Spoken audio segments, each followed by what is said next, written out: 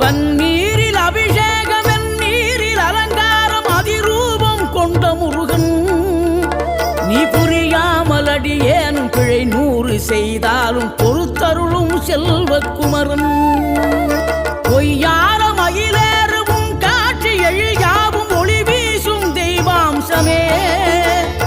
பொய்யான என் வாழ்க்கை புவி மீது நிலையாக அருள் செய்ய வர வேணுமே நீ அருள் செய்ய வர வேணுமே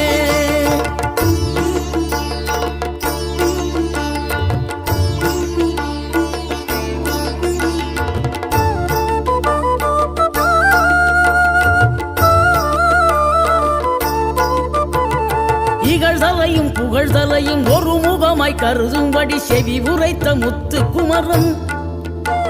நீ வறுமையையும் வளமையையும் சமநிலையை உணரும்படி மதி கொடுத்த